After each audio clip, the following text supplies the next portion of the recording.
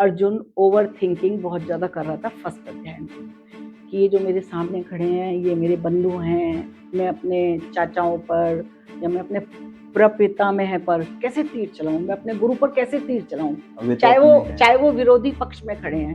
देखिए, कभी भी किसी रिश्ते में प्रॉब्लम होती है ना, तो सबसे पहले आपको उसकी रीज़न फाइंड आउट करनी चाहिए, जो हम नहीं फाइंड आउट करते। हमें सामने वाला आदमी अगर गलत दिख रहा है ना, तो हम उसको एक चश्मे से देख रहे हैं कि इसने ये किया, इसने ये किया, इसने ये किया, इसने ये किया, क्यों किया? तो सबसे पहले हमें आंसर लेना चाहिए क्यों का।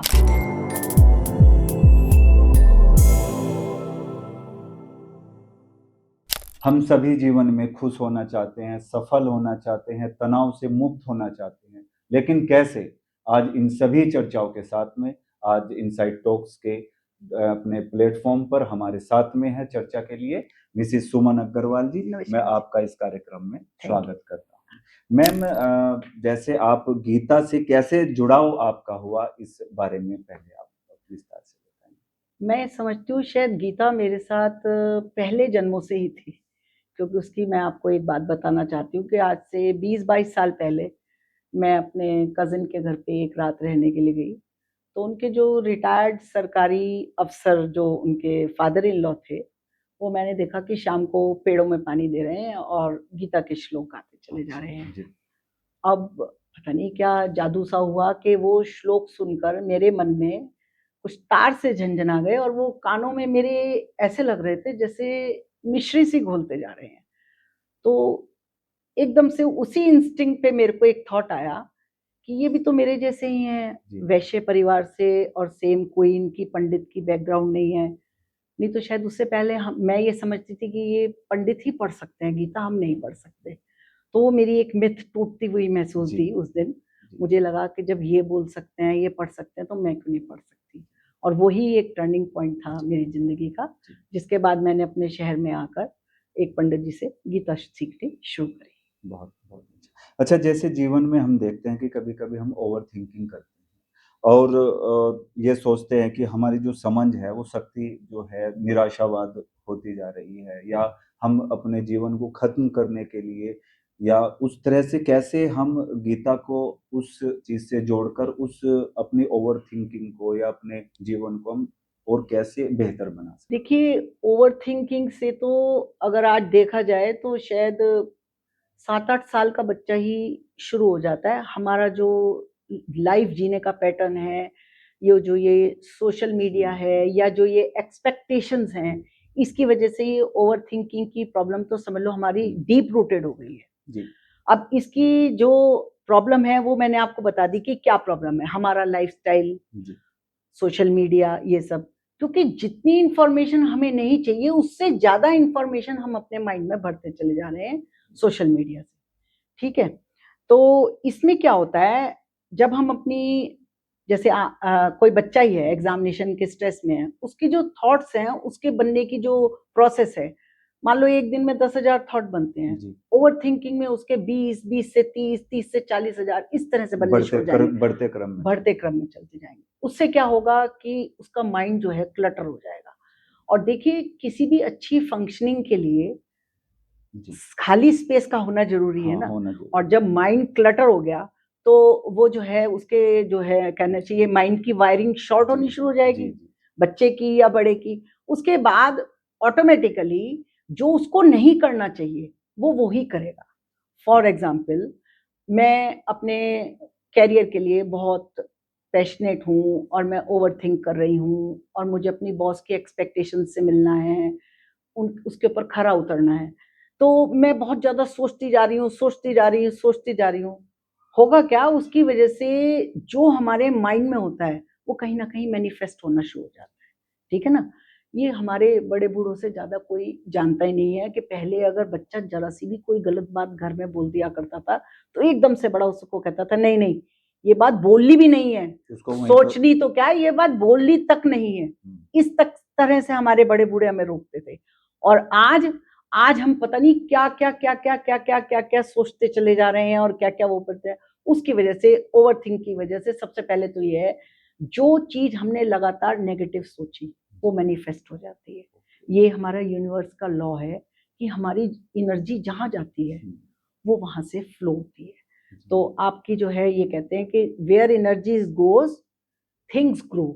अब आपने क्या ग्रो करना है, आप अपनी एनर्जी कहाँ दे रहे हैं, ये आपको अपने ऊपर एक पैटर्न के ऊपर चेक रखना पड़ेगा ओवर थिंकिंग से बचने के लिए। अपनी हेल्थ पे उसका एक नेगेटिव इम्पैक्ट लेना शुरू कर देते हैं, क्योंकि देखिए जब आप लगातार गलत सोचते चले जाएंगे, उसकी वजह से आपके एक्शन गलत होते चले जाएंगे। जो आपने सोचा था वो जिंदगी में बिल्कुल जो है कहना चाहिए कि बिल्कुल उल्टा होना शुरू हो जाएगा। आप अपने लिए हमेशा देखिए एक बार को अच्छा ही चाहते हैं, पर ओवर थिंकिंग के पैटर्न पे, नेगेटिव पैटर्न में आपने जो सोचा कि कहीं ये ना हो जाए, कहीं ये ना हो जाए, वो आपका मैनिफेस्ट हो गया। परसेप्शन भी बन हाँ हाँ, परसेप्शन बन गया। वो मैनिफेस्ट होने के बाद आपकी हेल्थ बिल्कुल स्पॉइल हो जाएगी।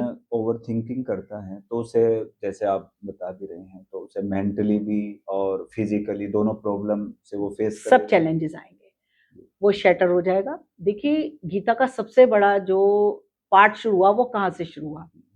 वो शुरू हुआ जब अर्जुन ओवर थिंकिंग बहुत ज्यादा कर रहा था फर्स्ट अध्याय में, कि ये जो मेरे सामने खड़े हैं ये मेरे बंधु हैं, मैं अपने चाचाओं पर या मैं अपने प्रपितामह पर कैसे तीर चलाऊं, मैं अपने गुरु पर कैसे तीर चलाऊं, चाहे वो विरोधी पक्ष में खड़े हैं, चाहे वो इस टाइम जो है कौरव, जो इस टाइम कहना चाहिए कि सबसे बड़ी पाप का मूल है, उनका साथ दे रहे हैं। उनकी एक अपनी बाउंडेशन है जिस वजह से वो दे रहे हैं, हम उस चीज में नहीं जाते।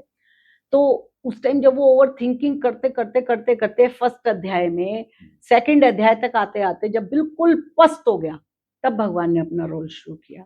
सबसे पहला श्लोक भगवान के मुंह से सेकंड अध्याय में ही निकला, और सबसे पहला श्लोक क्या निकला कि कुतस्त्वा कश्मलमिदं, तू क्यों इतनी इधर उधर की बातें सोच रहा है, और तेरे इस सब को करने से क्या हो जाएगा, कुछ नहीं होगा। उस तो ओवर थिंकिंग के पैटर्न को ब्रेक करने के लिए ही गीता का ज्ञान शुरू हुआ है।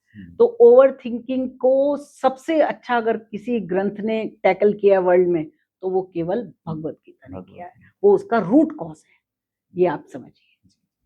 तो जैसे कभी कभी हम अपने रिश्तों में विषाक्त, या हम कह सकते हैं कि आपस में हम मधुर संबंध नहीं बन पाते हैं, तो क्या इसमें कैसे उन चीजों से हम निपटे, कैसे हम उनसे छुटकारा पा सकते तो हैं? आप इसमें रिश्ते में, मैं जहां तक समझती हूँ आप पति पत्नी के रिश्ते में ही बात कर रहे हैं, या मतलब बायोलॉजिकल? जैसे सभी की हम करते हैं, हाँ, आजकल एक मधुर सहयोगी। संबंध नहीं बन पाते हैं, या आजकल बहुत ही ज्यादा डिवोर्स हो रही हैं, आपस में बातें नहीं बनती है, तो उसमें किस तरह से हम गीता को इन्वॉल्व करके या उससे हम सीख कर क्या अपने जीवन को, अपने मधुर संबंधों को बना सकते, कैसे आजकल लोगों में, समाज में इस तरह की ज्यादा एक समस्याएं, प्रॉब्लम बन के चल रही है? देखिए कभी भी किसी रिश्ते में प्रॉब्लम होती है ना, तो सबसे पहले आपको उसकी रीजन फाइंड आउट करनी चाहिए, जो हम नहीं फाइंड आउट करते। हमें सामने वाला आदमी अगर गलत दिख रहा है ना, तो हम उसको एक चश्मे से देख रहे हैं कि इसने ये किया, इसने ये किया, इसने ये किया, इसने ये किया, क्यों किया? तो सबसे पहले हमें आंसर लेना चाहिए क्यों का, कि इसने ऐसा क्यों किया। ठीक है, आपने उस क्यों का आंसर ले लिया, हो सकता है 50% प्रॉब्लम आपकी वहीं सॉल्व हो जाए। जब आप अपनी कुर्सी से उठ के आपकी कुर्सी पे आके बैठ जाऊंगी तो मुझे शायद आपकी प्रॉब्लम ज्यादा समझ में आएगी। वो कहावत भी है कि भाई कि दूसरे के भावों को अगर हमें समझना है तो उसके स्थान पर रखकर हमें स्वयं को उसके स्थान पर रखने पर समझना पड़ेगा। ठीक है, उसके बाद गीता ये कहती है, एक वो आता है गीता के अंदर, कहना चाहिए कि चौथे अध्याय का 38वां श्लोक, न ही ज्ञाने न सदृशम पवित्रमिह विद्यते तत्स्वयं योग संसिद्ध योगे काले नात्मनि विन्दति। इसका मतलब अर्थ ये होता है कि ज्ञान से बढ़कर पवित्र कुछ भी नहीं है। तो सबसे पहले तो हमने ये ज्ञान किया कि वो जो सामने वाला है वो इस तरह से क्यों बिहेव कर रहा है। ठीक है, उसके बाद यदि हम उस रिश्ते को अपने जीवन में बहुत महत्वपूर्ण समझते हैं तो हमें फिर उस तरफ अपने कदम उठाने चाहिए कि रिश्ता मेरे लिए बहुत महत्वपूर्ण है, मुझे इसे चलाना है।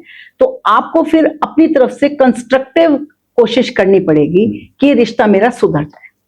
अब कहीं कहीं क्या होता है कि सामने वाला जो पार्टनर है वो इतना नेगेटिव है, वो इतना अलग ट्रैक पे चल रहा है कि आप किसी भी तरह से उसके ट्रैक पे जाके उसको मैच नहीं कर सकते।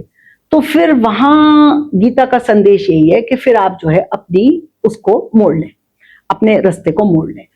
अब ये हमारा जो सनातन धर्म है ये कर्मों का विश्वविद्यालय है, आप मानेंगे इस चीज को? हमारे यहाँ कार्मिक अकाउंट है हर चीज का, ठीक है। अब हो सकता है जो आज हम आपस में मिल रहे हैं ये भी कोई कार्मिक अकाउंट है, बहुत छोटा सा है। बिल्कुल। इसी तरह से कोई पति पत्नी का रिश्ता बना है वो कार्मिक अकाउंट के अंतर्गत ही बना है। भाई बहन है, भाइयों का है, हाँ 2 भाइयों का है, बॉस और उसका है, कुलीग का है, ठीक है ना। तो ये सब हमारे कार्मिक अकाउंट है। उन कार्मिक अकाउंट्स को काटने के लिए हम इस रिश्ते में आए हैं, ठीक है। अब हमारे ऊपर है कि हम उसको एक प्रोडक्टिव और एक कंस्ट्रक्टिव वे में उस कर्म को काटें, या अगर हम इस जन्म में ये समझ रहे हैं कि भाई मैं इससे ज्यादा नहीं कर सकता, इससे ज्यादा अगर मैं करूंगा तो मैं टूट जाऊंगा, तो फिर आप उधर से अपने रास्ते को मोड़ लीजिए, वो ज्यादा अच्छा है। और अगर आपका अपने धर्म में अपने उसमें विश्वास है तो फिर आप जितना उस में एफर्ट पुट ऑन कर सकते हैं, आपको अपनी तरफ से पूरा एफर्ट पुट ऑन करना चाहिए।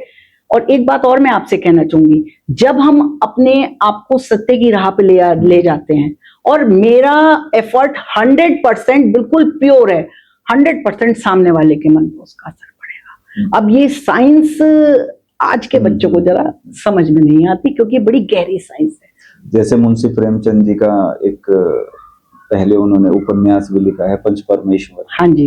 तो उसमें 2 उनके मित्रों की कहानी भी है। तो उसमें कहा गया है कि भाई जब दोनों आपस में शत्रु हो जाते हैं, लेकिन जब वो पंच परमेश्वर की कुर्सी पर बैठता है तो वो न्याय के रूप में बिल्कुल अपने अंदर जो है उसका वो पूर्णतः एक न्याय वाली बात रखता है। हाँ जी। तो इसी तरह से अगर जो हमारा कर्म है या हम दूसरे के स्थान पर बैठकर उसकी भावनाओं को समझते हैं, चाहे वो भाई बहन हो, चाहे 2 भाई हो, किसी भी, चाहे पति पत्नी हो, समाज हो, तो हम कहीं ना कहीं जब दूसरे स्थान पर उसके स्थान पर रहेंगे और वो हमारे स्थान पर रहेगा, एक दूसरे के जो एक संबंध है उनको हम समझेंगे, तो कहीं ना कहीं जो हमारे जो संबंध है वो बहुत ही मधुर होने की संभावना है। बिल्कुल 100% राइट है, आपकी बात से मैं बिल्कुल सहमत हूँ।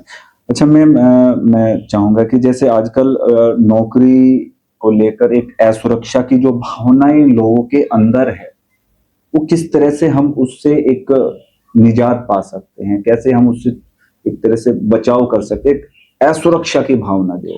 देखिए इसमें सबसे बड़ी बात है हमारा भगवान से दूरी होना।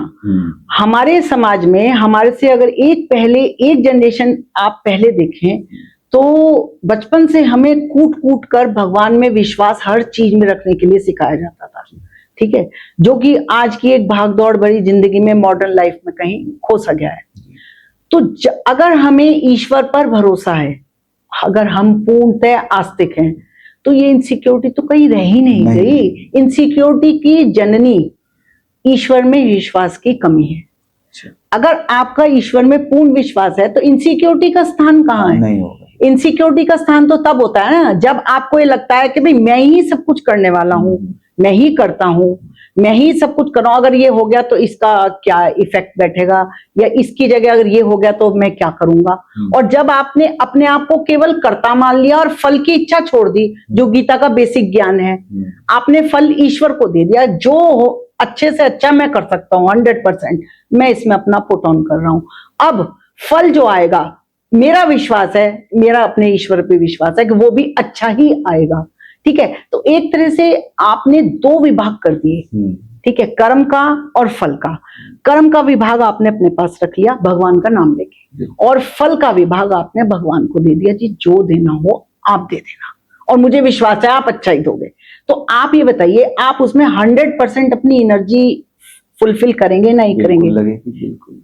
आपको चाहे बॉस के किसी चैलेंज को मीट करना है, कोई आपको वो दे दिया गया है, कोई टारगेट दे दिया गया है, वो अचीव करना है, वो भी करना है, जहां आपका सारा फोकस कर्म पे होगा, फल पे नहीं होगा, ठीक है, फल आपने एक तरह से अपनी फाइल फल की उठा के भगवान को दे दी।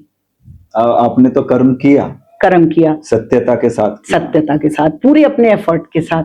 तो मैं नहीं समझती उसमें फिर इनसिक्योरिटी की कोई बात है। इनसिक्योरिटी का मेन जननी ईश्वर में कम विश्वास होना है। यानी कि हम अपने सच्चे मन से कार्य को करते रहे। जब हम सच्चे मन से कार्य करेंगे तो उसका जो भी निर्णय या निष्कर्ष निकलेगा वो हम ईश्वर पे ही हम उसको आधार मानकर छोड़ देंगे। तो ईश्वर भी, जब हम सच्चे मन से कोई कार्य कर रहे हैं तो निश्चित रूप से ईश्वर भी हमारे लिए, ये तो लॉ ऑफ यूनिवर्स है जी। एक देखिए, बिल्कुल यूनिवर्स का लॉ है कि जो आप यूनिवर्स को देते हैं आप वो ही पाते हैं। अगर आप सच्चे मन से कार्य दे रहे हैं तो वहां से भी जो रिजल्ट आएगा वो आपकी ही रेशो में आएगा। अब रेशो तो कहीं ना कहीं मेरे हाथ में है ना, मैं ही तो कर्म करने वाली हूँ। ठीक है, इसमें मैं एक बात और एड ऑन करने जाऊंगी कि महात्मा बुद्ध का सबसे बड़ा उपदेश केवल ये था, बी इन प्रेजेंट, कि आप वर्तमान में रहें। ना तो भूत को सोचे, वो बीत गया, वो कभी बदल नहीं सकता, और ना फ्यूचर के लिए सोचे, वो आने वाला है, आपको नहीं पता वो क्या आने वाला है, परंतु अपने कर्मों से कहीं ना कहीं हम उसको मैनिफेस्ट कर सकते हैं। तो इसलिए जो सबसे बड़ा उपदेश महात्मा बुद्ध का था वो था प्रेजेंट में रहो। बिल्कुल, बस केवल इसमें रहो, ना इधर देखो ना उधर देखो। जब आप सीधे अपने उस पे चल रहे हैं, राह पे चल रहे हैं और प्रेजेंट में है, तो 100% आपकी जो मंजिल है वो हमेशा आपके लिए सुखद ही होगी। ये हमारे महान पुरुष भी कहते हैं, साधु संत भी कहते हैं, जो हमारा कार्मिक अकाउंट है वास्तव में वो कहीं ना कहीं इस जन्म में तो है ही, अगले जन्म में भी हमें उसकी जो जब हम नया जन्म लेते हैं, जहां तक सुना है कि उसमें भी वे एड ऑन होते हैं। क्या ये सत्य है इस तरह से? देखिए, 3 तरह के कर्म हमारे अध्यात्म में लिखे गए हैं। एक तो क्रियमाण कर्म है जो हम कर रहे हैं, जिसमें हमारा कंट्रोल है। एक है प्रारब्ध कर्म। प्रारब्ध कर्म वो है जिससे हमारा जन्म हुआ है और जिस समय भाई बहन रिश्ते नाते सब मिले हैं। ठीक है, उसके बाद है एक संचित कर्म का गोदाम। संचित कर्म वो है जो पता नहीं, आत्मा तो आप मानते हैं ना कि अजर अमर है, और पता नहीं इसने कितने वस्त्रों की तरह शरीरों को बदला है। हर शरीर में उसने नए कर्मों का संचय किया है, अच्छे बुरे सब तरह के। तो जो संचित कर्म है उस गोदाम में से प्रारब्ध बनता है। प्रारब्ध से हम क्रियमाण में आते हैं। ठीक है ना, क्रियमाण में हमारे पास स्वतंत्रता है कि हम किस तरह के कर्म करें। अगर उसमें हमने अपने आप को परिस्थितियों पे छोड़ दिया कि मैं क्या करूं, ये मेरे साथ परिस्थिति ऐसी हुई, जब मेरे साथ सामने वाला ऐसा कर रहा है तो मैं क्या करूं, मैं तो ऐसे ही करूंगा ही, तो फिर एक तरह से आपने उसमें एड ऑन अपने गोदाम में जो है नेगेटिव कर्मों का करना शुरू कर दिया। तो जब आप इतना नेगेटिव करेंगे तो फिर आपके अंदर पॉजिटिविटी कहां से आएगी? आप पॉजिटिव कैसे होंगे? ये बात आप मानेंगे ना। जिस दिन, अब बोध क्या होता है? बोध होना जिसे कहते हैं। जिस दिन किसी व्यक्ति को ये बोध हो गया इन तीनों गोदामों के बारे में या इन तीनों कर्मों के सिद्धांत के बारे में, उस दिन वो अपने क्रियमाण कर्म में अलर्ट हो जाएगा। और ये अलर्टनेस होना ही बोध है, और यही हमें फ्यूचर में सही बात पे लेके जाता है। अच्छा, बहुत सी बार हम देखते हैं कि कहा भी जाता है कि भाई जो पेरेंट्स हैं वे बहुत अच्छे हैं और सोशलाइज भी अपना जीवन अच्छे से आते, लेकिन उनकी संतानें कहीं ना कहीं एक गलत कुमार्गों पर चलती हैं या फिर बीमार रहते हैं। तो क्या इसमें भी जो हमारे पूर्व जन्मों का कर्म है या उसका जो अकाउंट है वो कुछ गीता से रिलेटेड हम कोरिलेट कर सकते हैं या कुछ ऐसा हो सकता है? बिल्कुल कोरिलेशन है हर चीज का हमारे तो सनातन धर्म में। देखिए, जब संचित कर्म से प्रारब्ध बना, प्रारब्ध से हमारा जो है ये जन्म हुआ, तो कौन से पेरेंट्स मिलेंगे, किस प्रवृत्ति के मिलेंगे और मैं किस प्रवृत्ति का उसमें आ रहा हूं, ये सब पहले से निश्चित है। पहले से ऐसा भी नहीं कहा जा सकता, तो फिर तो संस्कार का कोई महत्व नहीं रह गया। अगर ये तो फिर हम तो ये सोचे इस चीज पे, अगर मैं इस थ्योरी को बिल्कुल 100% राइट मानूं तो फिर पेरेंट्स संस्कार क्यों दें अपने बच्चों को? ऐसा नहीं है। परंतु कई बार इतना प्रबल प्रारब्ध होता है कि अच्छे संस्कार देने के बावजूद भी बच्चा अपने प्रारब्ध के अनुसार उस राह पर चलता है जिस पे माँ बाप उसको कभी नहीं देखना चाहेंगे। और उनके हर प्रयास विफल हो जाते हैं। और कहीं देखने में आता है कि बच्चे का जो प्रारब्ध है वो थोड़ा मॉडरेट टाइप सा है, तो माँ बाप के प्रयत्नों से, संस्कारों से बच्चा जो है थोड़ा उस लाइफ की तरफ आ जाता है जहां माँ बाप चाहते हैं। और इसका आप एक ऑपोजिट देखिए, कई बार किसी दुरात्मा के यहाँ, जिसके यहाँ सोच भी नहीं सकते, उसके यहाँ किसी ऐसे बच्चे का जन्म होता है कि लोग आश्चर्य करते हैं कि इसके यहाँ ऐसा बच्चा, तो कहाँ से आया वो बच्चा? वो बच्चा तो अपने कई जन्मों के प्रारब्धों के अनुसार उसको इस जन्म में इस पिता के साथ कोई भोग काटना था। अब आजकल जी हमारी जो है ये पिक्चर चल रही है नरसिंहा, तो आप देखिए किस असुर के यहाँ और कितना भक्त बालक पैदा हुआ। तो इसी तरह से आज की जिंदगी में भी आपको अपने आसपास देखेंगे तो कोई ना कोई एग्जाम्पल देखने के लिए मिल जाएगा इससे रिलेटेड। अच्छा, दूसरों की अपेक्षाओं पर खरा उतरने के चक्कर में एक आज का जो मनुष्य है, व्यक्ति है, वो फंसता जा रहा है, तो वो कैसे निकले उन चीजों से? देखिए, दूसरों की अपेक्षाएं में कई तरह के एंगल आते हैं। देखिए, एक सबसे पहले हम यंगस्टर्स का एंगल लेते हैं, जैसे कि भाई किसी रिलेशनशिप में है वो, अब वो रिलेशनशिप में अच्छी लग रही है, ठीक है। अब उनका पार्टनर ये चाहता है कि आप ऐसे ड्रेसअप हो, आप ऐसे पार्टी को एंजॉय करो, आप इससे मिलो, इससे नहीं मिलो। अगर वो प्यार के चक्कर में या वो भौतिक आकर्षण के चक्कर में लड़की या लड़का उसके कहने में चलता रहा, तो कहीं ना कहीं वो अपनी ट्रू आइडेंटिटी बिल्कुल खो देगा और वो 100% कभी खुश नहीं रह सकता। हमारा इस जीवन में आने का सबसे बड़ा मोटो है आनंद में रहना। जैसे कि हमारी कहावतें हैं, जिस हाल में भगवान रखे उस हाल में खुश रहो, जाही विधि राखे राम ताही विधि रहिए, सीताराम सीताराम सीताराम कहिए। तो उसका क्या है कि जब हम अपनी ट्रू आइडेंटिटी में रहते हैं तो हमेशा हम आनंद महसूस करते हैं, और हम जैसे ही किसी की थोपी हुई उसको अपने ऊपर आवरण ओढ़ने की कोशिश करते हैं तो हम आनंद से बिल्कुल दूर चले जाते हैं और हमें कभी शांति नहीं मिलती। शांति नहीं मिलती तो उस जीवन का वही जो है वो आनंद ही मिल गया। अब देखिए, जैसे कि गीता में एक श्लोक आता है कि श्रेयान स्वधर्मो विगुणः परधर्मा स्वनुष्ठितात् स्वधर्मे निधनम श्रेय परधर्मो भयावह। अपने धर्म में रहना, चाहे वो थोड़ा सा लो ही हो, बहुत अच्छा है। दूसरे का धर्म चाहे कितना ही श्रेयस करो, कितना ही बढ़िया हो, उसमें रहना आपको हमेशा भयावह रहेगा। अपने धर्म में मरना भी अच्छा है, कल्याणकारक है, दूसरे के धर्म में मरना जो है वो आपके लिए हमेशा भयावह वर्ड यूज किया है श्री कृष्ण भगवान ने इसमें।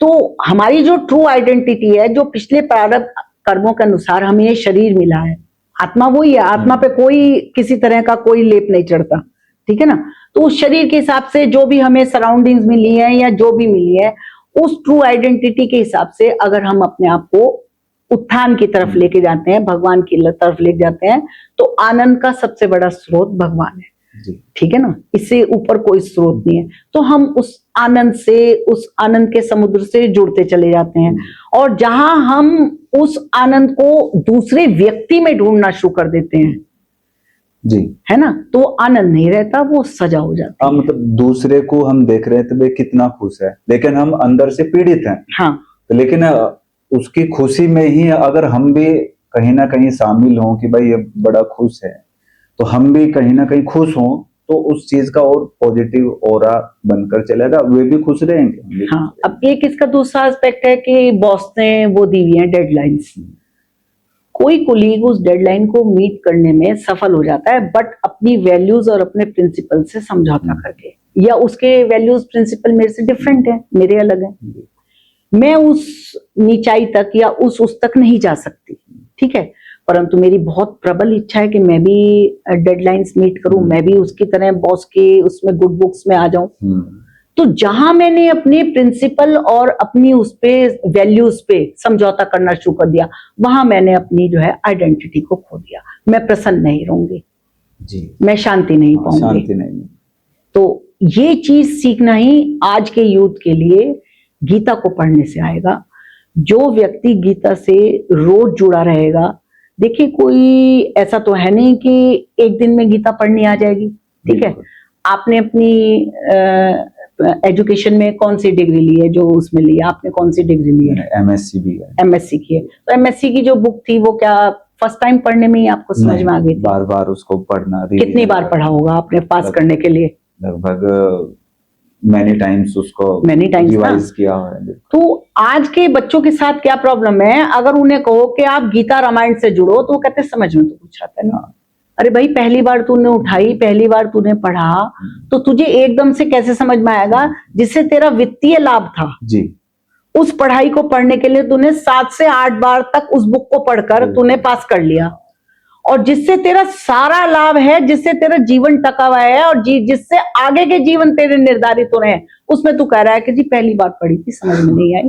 तो इसमें भी घुसना पड़ता है, बार बार उसको रिवाइज करना पड़ेगा, बार बार पढ़ना पड़ता है, समझना पड़ेगा। हाँ, जीवन में उसको इसीलिए हमारे महापुरुष कह के गए हैं नित्य सत्संग।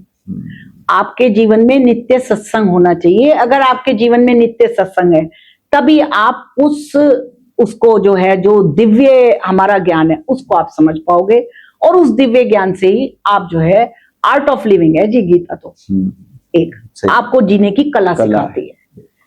परिस्थितियां मेरे वश में नहीं है, आपके वश में नहीं है, किसी के वश में नहीं है। उस परिस्थिति में कैसा रिएक्ट करना है और कौन सा निर्णय लेना है, ये गीता सिखाती है। अच्छा, जैसे आजकल के तनाव वाले माहौल में लोग सुसाइड कर रहे हैं, बच्चे सुसाइड कर रहे हैं, क्या हम उससे कैसे उन बच्चों को या उसके विवेक को हम कैसे मोड़े? देखिए, एक तो हो गया खुद की ताकत है।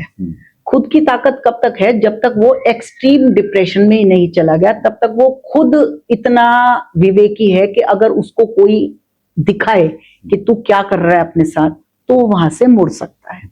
एक स्टेज ऐसी आ जाती है बच्चे की भी, युवा की भी, किसी की भी, जो सुसाइड करता है, जहां से वो खुद वापस नहीं आ सकता, वो बिल्कुल भंवर में फंस चुका नेगेटिविटी के।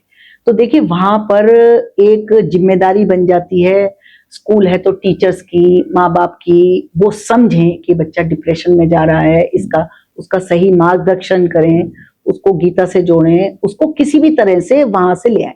जब उसके अंदर इतना विवेक आ जाए कि वो खुद थोड़ा सा वहां से उस प्लेटफॉर्म से इधर आ जाए जो एक सुसाइडल प्लेटफॉर्म है, उसके बाद फिर उसको ज्ञान देना शुरू करें, उसको वो करें, तो वहां से मुड़ जाएगा। और दूसरी बात समझने की ये है कि इस स्टेज तक वो पहुंचा कैसे? Expectation of parents, expectation of teachers. अगर कोई बच्चा पहले ही प्रथम 10 स्थान में है तो और आगे बढ़ो, और आगे बढ़ो। पेरेंट्स को ज्यादा एक्सपेक्टेशन हैं, तो बच्चे ने अपनी ट्रू आइडेंटिटी खुद ही ना, एक तो था कि वो एंजॉय करके पढ़ रहा था और वो शिक्षा को बहुत अच्छी तरह से ले रहा था, कंस्ट्रक्टिव वे में, तो वो आगे बढ़ता चला रहा था, किसी भी फेज पे बढ़ रहा था, उससे हमारा मतलब नहीं था, पेरेंट्स का मतलब नहीं था। परंतु जैसे ही पेरेंट्स ने उस पे अपनी एक्सपेक्टेशंस का बोझ लादना शुरू किया कि तुझे यहां पहुंचना है, तुझे ये बनना है, तुझे ये बनना है, तो वो बच्चा फिर जो है कई बार उसको हैंडल नहीं कर पाता। कुछ बच्चे हैंडल कर लेते हैं, वो ढीठ बन जाते हैं, उनकी लाइफ दूसरी वे में हो जाती है, वो सुनना ही बंद कर देते हैं। कुछ बच्चे हैंडल नहीं कर पाते, तो वो क्या होता है, वो भी ढीठ बनना भी मैं हैंडल नहीं करूंगी, ढीठ बनना ये है कि वो सुसाइड वाले अटेम्प्ट से बच गए। बिल्कुल। परंतु दोनों ही वे में आपने अपने बच्चे का नुकसान किया। कहीं ना कहीं हमें उसको समझना होगा। हाँ जी। डिप्रेशन, तनाव की स्थिति क्यों पैदा हो रही है? बिल्कुल। वो सुसाइड तो लास्ट मोमेंट पे वो अपना डिसीजन लेता है, लेकिन उससे पहले या वो आपके पास में आ रहा है या अपनी बात वो बताना चाहता है, हम कहीं ना कहीं बिजी लाइफ में उसको बात को नहीं इग्नोर कर रहे हैं। तो उस चीज को समझ के या एक माहौल इस तरह का बनाकर उसको, वो खामोश क्यों रह रहा है, तो उन चीजों को अगर हम ज्यादा समझेंगे तो कहीं ना कहीं वो इस जो टर्निंग पॉइंट है सुसाइड का, वो कहीं ना कहीं उस बच्चे को या उस युवा को बचाया जा, बिल्कुल बचाया जा सकता। अच्छा, जैसे मैम हम देखते हैं कि गृहिणियां आजकल ग्रह के कार्यों में लगी रहती हैं, तो गीता से वे कैसे जुड़े? जैसे आपने बताया कि भाई मुझे एक बोध हुआ कि भाई मैं गीता से जुड़ूं जब मैंने अपने पेरेंट्स को देखा, तो किस तरह से आज की जो गृहिणियां हैं वो गीता को समझे, पढ़े और गुने और अपने अंदर लाए और अपने अंदर वो एक ऐसी नारीत्व का उनके अंदर विकास हो सके ताकि वो समाज के। देखिए, गीता में कई मार्ग बताए हैं जिसमें मुख्य 2-3 वाक्य है, ज्ञान योग, ठीक है, और क्या कहते हैं भक्ति योग, ठीक है, कर्म योग। 3 मुख्य मार्ग माने जा सकते हैं। वैसे तो मार्ग तो कई हैं, पर ये है गृहिणियों का कर्म योग है, क्योंकि वो घर में सारे दिन काम में लगी रहती हैं। अब उस कर्म योग में रखते हुए एक तो भाव उनका ऐसा हो कि भाई ये सब जो मेरे को ये नाते रिश्तेदार मिले हैं, ये मेरे को भगवान ने दिए हैं, तो ये भगवान ने मेरे साथ जोड़े हैं, तो मैं इनकी सेवा कर रही हूँ, तो ये भगवान की सेवा है। ये तो हो गया कर्म योग। भक्ति योग में कर्म करते हुए, घर का कार्य करते हुए, यदि वो हृदय में हर समय भगवान को याद रखे, और जैसे खाना बना रही है तो उसके मन में भाव रहे कि भाई मैं सबसे पहले भगवान को भोग लगाऊंगी, ठीक है ना, वो रखूंगी, तो उसका भक्ति योग सिद्ध हो गया काम करते हुए, ठीक है ना। तो ज्ञान योग में ज्ञान रहे कि मैं आत्मा हूं, ये शरीर मुझे इस उसमें मिला है, ये सब वो रखे हैं, परंतु मेरी जर्नी बहुत पहले से चली हुई है और आगे इसको कहां तक ले जाना है ये मेरे हाथ में है, ठीक है ना। हमारा सबका अल्टीमेट गोल तो भगवान में मिलना ही है ना। अब उसमें हम कितने जन्म लगा दें और कितने जन्मों से चलते आ रहा है ये हमें नहीं पता, परंतु कहीं ना कहीं आगे का तो पता है ना। क्रियमाण तो हमारे हाथ में है ना, कर्म। तो आगे मुझे इसमें कितनी जर्नी तय करनी है या वो करनी है, उसके लिए अगर मैं आज से प्रयत्नरत हो जाऊं, फल देना उनके हाथ में है। फल अभी भी नहीं मैं डिसाइड कर सकती कि मैं इसी जन्म में पालूंगी, मैं अगले जन्म में पालूंगी, बट कर्म की जो मेरी जो जर्नी है उस पे अगर मैं सही ट्रैक पे आ गई तो मोक्ष या भगवान भक्ति योग है तो भगवान के लोक में आपका जो है एंट्री तो 100% निश्चित है। यानी कि उन भक्ति की भावनाओं के साथ वो गीता का अध्ययन करें, उन्हें अपने जीवन में उतारें। देखिए गीता का तो 12वां अध्याय पूरा ही भक्ति योग है, जिसमें भगवान ने छोटी से छोटी बात तक बताई है कि अगर कोई मेरे लिए एक पत्ता, एक पानी, एक वो भी चढ़ा दे, बस उसका मन निर्मल हो, तो मैं प्रसन्न हो जाता हूँ। भगवान ने उसमें एक पत्रम पुष्पम फलम तोयम करके एक श्लोक बोला हुआ है। तो भक्ति योग पे तो पूरा अध्याय है हमारे गीता में। तो गीता ने किस एस्पेक्ट को नहीं छुआ, गीता ने हर एस्पेक्ट को छुआ हुआ है। और ये देखिए विदेशी गीता को इतना ज्यादा मान रहे हैं, विदेश में गीता का इतना प्रचलन हो रहा है कि हॉलीवुड का इतना बड़ा एक्टर है विल स्मिथ, उसने अभी 2021 में एक पॉडकास्ट उसका हुआ था, तो उसमें उसने कहा कि मैंने गीता से ही प्रेरणा ली, मैंने महाभारत, गीता और ये सब जो है ग्रंथ पढ़े हैं, और मुझे अर्जुन की स्थिति क्या थी और उस टाइम भगवान ने उसको कैसे गाइड किया, उन सब टीचिंग से ही मैं अपनी फील्ड में आज जो हूँ सक्सेसफुल एक्टर हूँ। गीता ये नहीं कहती कि आप अपनी गृहस्थी को छोड़कर, सब कुछ छोड़कर और सन्यासी हो जाओ और आप जो है अपने इसमें लग जाओ, गीता ये नहीं कहती। गीता ये कहती है आप जिस प्रारब्ध अनुसार सिचुएशन में आए हैं, उस सिचुएशन में, उस रिलेशनशिप में, उस वातावरण में कैसे अपने आप को भगवान नामक एनर्जी से जोड़ के रख सकते हैं हर समय, ये आपको पावर देती है। और उन परिस्थितियों से कैसे निपटे कंस्ट्रक्टिव वे में, ये आपको सारा गीता सिखाती है। अंत में मैं से चाहूंगा कि वे युवाओं के लिए कुछ ऐसा संदेश दें ताकि वे गीता से और भक्ति भाव से जुड़े और अपने जीवन में भी सफल हो सके। देखिए युवाओं का तो सबसे बड़ा संदेश यही है, जो आज की डेट में युवा वर्ग जिस ट्रैक पर चल पड़ा है, जो देखने में आ रहा है कि रिलेशनशिप एक कपड़े की तरह बना लिया है, एक कपड़े की तरह रिलेशनशिप हो गया है कि भाई कितने भी लोगों से हम रिलेशनशिप रखें, और जब तक हमारी इच्छाओं की पूर्ति हो रही है तब तक तो वो रिलेशनशिप हमारे लिए फ्रूटफुल है, ठीक है। जहां हमारी इच्छा की पूर्ति में बाधा पड़ी, उस रिलेशनशिप को हम खत्म करने के लिए सोचते हैं। तो ऐसा नहीं है, हमारे सनातन धर्म में रिलेशनशिप फॉरएवर है।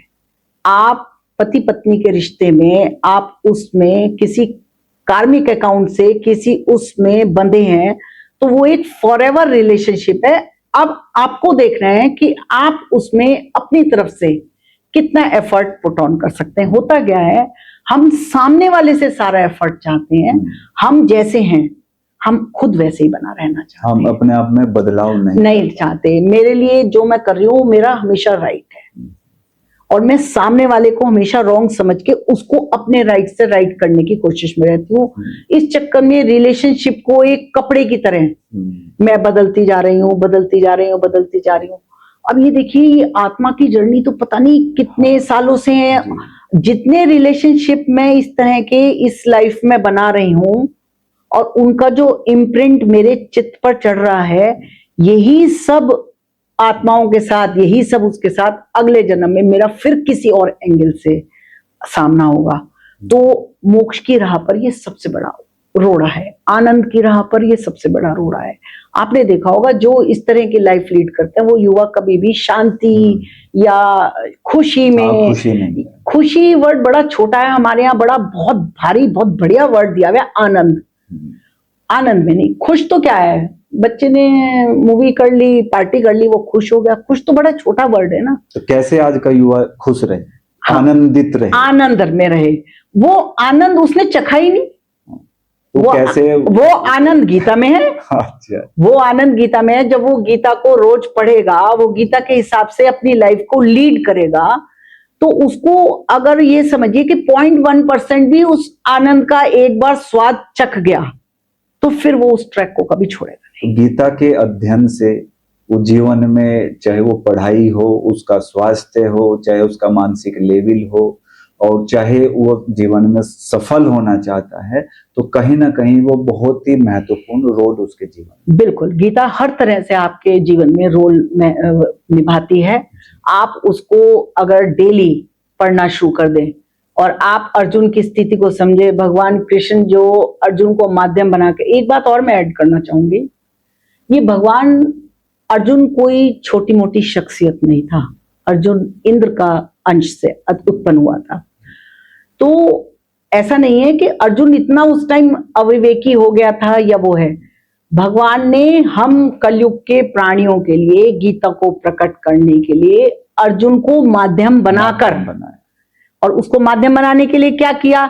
जब उसने कहा कि अच्युत रथ को दोनों सेनाओं के बीच में ले जाओ, पहले अध्याय में, तो दोनों सेनाओं के बीच में रथ ले जाके फिर भगवान ने दिखाना शुरू करा। ये देखो तुम्हारे दादाजी खड़े हैं, ये देखो तुम्हारे गुरुजी खड़े हैं, ये देखो ये तुम्हारे ससुर हैं। उसको रिश्तों में वो करना शुरू करा। ठीक है, वो भ्रमित हो गया, वो एकदम से उसका तो गांडीव गिर गया और वो जो है बिल्कुल इस तरह की पैरालाइज वाली सिचुएशन में आ गया। फिर वो ओवर थिंकिंग में लग गया कि मैं ऐसे करूंगा तो ऐसा ना हो जाए, स्त्रियां दूषित हो जाती हैं, वर्ण संकर उत्पन्न होते हैं, इस तरह से करके उसने बहुत कैलकुलेशन करी। कैलकुलेशन कर करके जब उसकी बिल्कुल सर्किट आउट हो गया माइंड का, तब उसको समझ में आया कि भाई मुझे भगवान की शरण ले लेनी चाहिए। जब उसने भगवान की शरण ली, एक बहुत बढ़िया छंद है 2nd अध्याय में, जो आज के किसी भी व्यक्ति को जब वो ऐसी स्थिति में हो कि उसको ये ना समझ में आया, किंग कर्तव्य विमूढ़ जिसके लिए एक वर्ड आया हिंदी में, उसे ये ना समझ में आया कि मैं करूं तो क्या करूं, मैं इससे कैसे निकलूं, उस समय भगवान की शरणागति लेने के लिए ये छंद है। छंद 4 लाइन का होता है। कार्पण्य दोषोपहते स्वभावे पृच्छामि त्वां धर्म सम्मूढ़ चेता यच्छ्रेयस्यानिश्चितं ब्रूहि तन्मे शिष्यस्तेहं शादि मां त्वां प्रपन्नम। हे भगवान, मैं आपका शिष्य हूं, मैं बिल्कुल समझ नहीं पा रहा कि मैं क्या करूं क्या नहीं, मैं आपकी शरण में आ गया। इस मंत्र का जाप या इस छंद का जाप या इस छंद को पढ़कर अगर हम सच्चे मन से भगवान को आज भी श्री कृष्ण को याद करें, तो मेरा अपना व्यक्तिगत अनुभव है कि भगवान आपको रास्ता दिखाते हैं कि आपको इन दोनों रास्तों में से कौन सा रास्ता चुनना है और आपके लिए सही क्या है। तो ये सब टीचिंग्स हमारे युवा वर्ग के बीच में गीता के प्रचलन से, गीता के प्रचार से पहुंचेंगी और गीता ही हमारी सब समस्याओं का एक निवारण है। इस चीज को विदेशी समझ चुके हैं। हम जो हैं अब धीरे धीरे वेस्ट की देखा देखी उस पे चल रहे हैं। देखिए जर्मनी में तो इतने बड़े बड़े विश्वविद्यालय संस्कृत के खोल दिए गए हैं। इस चीज को मतलब वेस्ट समझ रहा है वो कि गीता का क्या महत्व है, संस्कृत के ग्रंथों का क्या महत्व है। आगे आने वाले उसमें यही जो है हमें गाइड करेंगे। यूके में बहुत सारे स्कूल्स में संस्कृत पढ़ाई जाने लगी और ये बहुत ही बड़ी कहना चाहिए कि हमारे लिए एक शर्म की बात है कि इंडिया में संस्कृत को जो मान सम्मान मिलना चाहिए स्कूलों में, कॉलेजों में, वो अभी पूरा नहीं मिल पा रहा। हालांकि इस उसमें गवर्नमेंट थोड़ा सा वो कर रही है कि गुजरात गवर्नमेंट ने प्राइमरी लेवल से ही गीता का पाठन स्कूलों में अनिवार्य कर दिया है और उस पर और भी स्टेट गवर्नमेंट्स चल रही है, परंतु ये प्रयास तो अभी एक बूंद के बराबर है। इस पर अभी और कार्य होना है और हम जैसे लोग जब इसको पढ़ेंगे, आगे बढ़ाएंगे, तो जरूर इस बारे में कुछ होगा, मैं ये समझती हूँ। आज इनसाइड टॉक्स पर हमारे जो खास मेहमान मिसेस सुमन अग्रवाल जी हमारे साथ चर्चा हुई, तो इन्हीं चर्चाओं से निष्कर्ष के रूप में हम गीता का अध्ययन करें, उसे समझे, अपने जीवन में उतारे। और सभी दर्शकों से मैं चाहूँगा कि चैनल्स को सब्सक्राइब करें, लाइक करें और ज़्यादा से ज़्यादा शेयर करें, ताकि ये जो नॉलेज है, जो गीता की नॉलेज है, ये इस तरह के जो गेस्ट हमारे बीच में आते हैं उनको, उनकी जो नॉलेज है वो दूर दूर तक पहुंच सके।